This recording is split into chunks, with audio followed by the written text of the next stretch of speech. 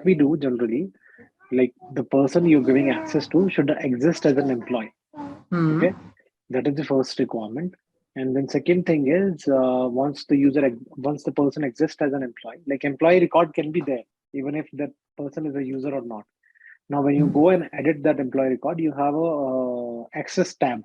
Okay, and under access tab, I mean, I understand this is something you're not able to view, but Yeah, it means like we can search the employee name and go global search also, no? yes, yes, you can search the employee name in global search and open that employee record. Go to access tab, and there's a checkbox called give access. Now, Yes, when you yes. check this checkbox called give access, you need to give them a role. You have to assign them a role. You have an option to maybe manually assign password, or you have an option to allow them to set password on their next login. Yes, yes. So both of options is there. Username will be their email ID, which is there as a user email ID. So that is how you set up.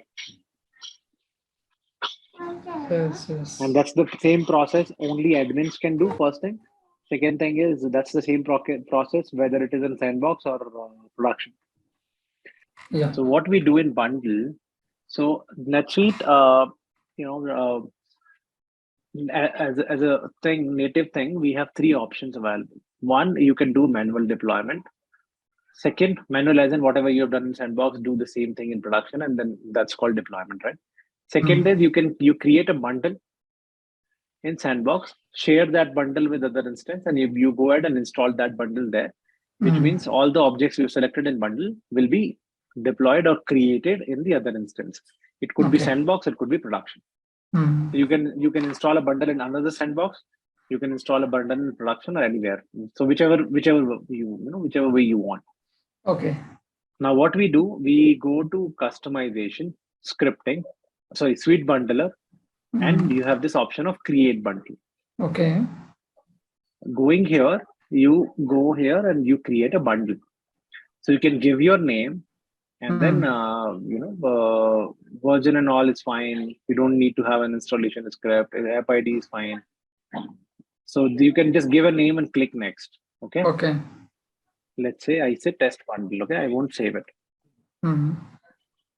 So you can select your bundle properties, which is of no use. Product is NetSuite one word, and then you can go select languages English, right?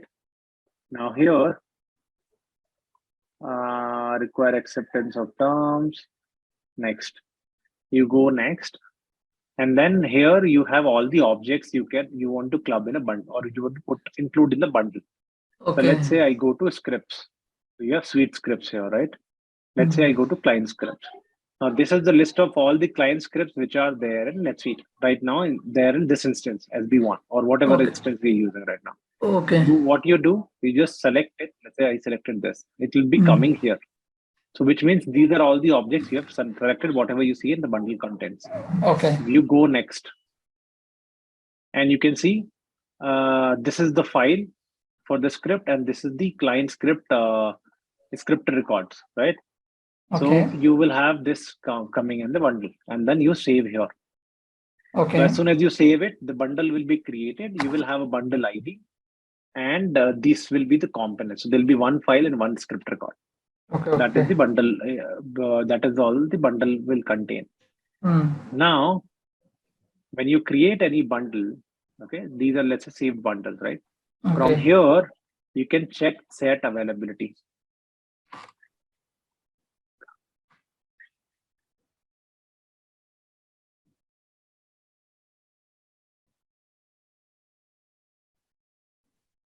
Now, from here, bundle availability, you can say it is shared bundle, and you can set the account IDs as a comma separated values. So Okay. if there are multiple account IDs, you can account ID is this one in the URL. Yeah. You can see, right? Okay. Account ID means any person ID. No, account ID means your NetSuite account ID. So everybody Okay. has a NetSuite account, right? I mean, Yes. let's say when you procure license, you will have a specific account, your NetSuite account, and you'll have an account ID. So you Okay. can see that information here. Setup, company information, right? If Okay. you go here, Yeah. here, account ID, Yes. right? So Yeah. this is the account ID. So you can put your account ID. If there are multiple account IDs, you can put it as comma. So this is your account ID for this. If you have a sandbox, you'll have a different account ID. So all the account IDs you can put here as a comma separated value, and you can say save, which means this bundle will be available in all these accounts, whichever Okay. you're putting here. Okay. Okay. And then you can go to that account and install bundle. So what you do, customization, Suite bundler, search and install bundle. So you have these all bundles available here. So here you can go. So these are already installed bundles, right? Mm-hmm. So search and installed bundle. If you go here, you can search with the bundle keywords. Then, okay. Okay. Any And ID then it and will, any. yeah. So that will show you all the bundles with that keyword. You can click on it and click, let's say you can click on this and you can click on install. Okay. In that case, it will be installed. So if based on the bundle size and the number of objects you have in a bundle, it will take some amount of time to get this installed. Now, the only Okay. thing when you're working using a bundle, you need to be careful, especially with respect to save search. Like any object which you are creating new, right? Let's say if you have a saved search, which where you are accessing some field, that field is also being accessed in a lot of other places. You get my point. Let's say you have a search in which you are accessing a custom field, let's say XYZ. Now that Mm. XYZ field is being used in scripts also in some other places also, be it form or a page or a script or a custom record or anywhere, right?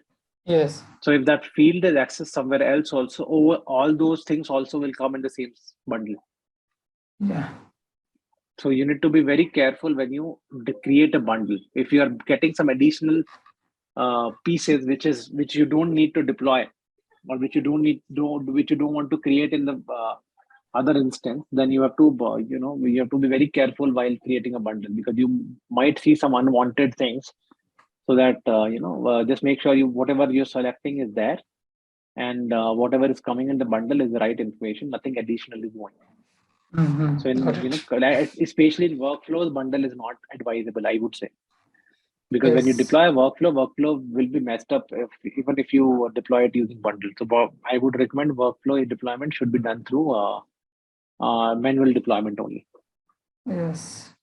Then Netsuite has recently come up with something called SDF, Suite Cloud Development Framework. Um, I also have a limited understanding. I did not get a chance to explore that area much. I will definitely do that now. But that is also one area. If you are interested, you can explore. That is also something which can be used or utilized for deployments.